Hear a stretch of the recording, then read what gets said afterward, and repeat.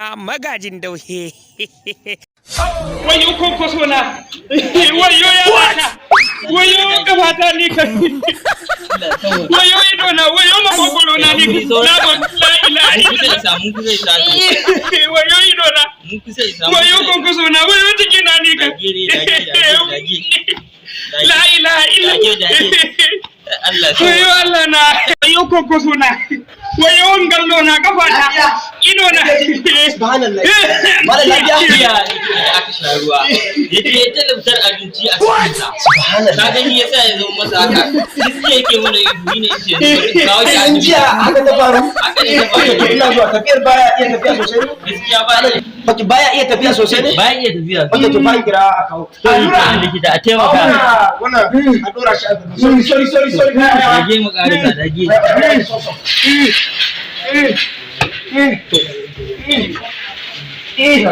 Zo.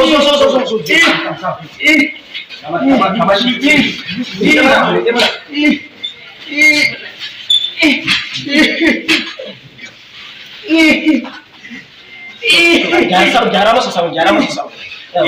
Tura mu. Zo ka rike sawa yasa. Zo ka sawa.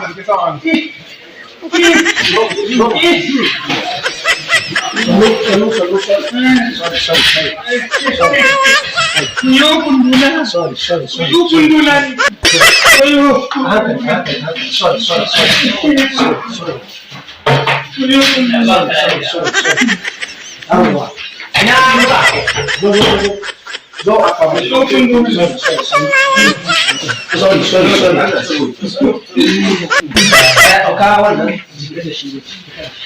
Wayo kundula. Yo kundula da rubutu a ciki. Wayo kundula ni ka taba. Wayo kundula.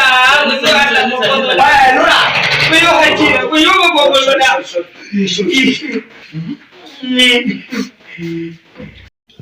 To kai ni da ni kace haka ne cikin ka ya cika bawon Allah? Menene sunansa? Sunansa Magajin Daushe. Ni kace haka Magajin Daushe. Ina gaya ma dakta. Ai dakta na ci dadiya. Na ci gogale. Na ci mandakwari. Wallahi na ci hinkafa. Na gwaigwai ba da taura. Sai dai ya ne babu abin da ban ci ba dakta. Duk wannan abin ke ta gamsawa a cikin ka. Allah. Wayo.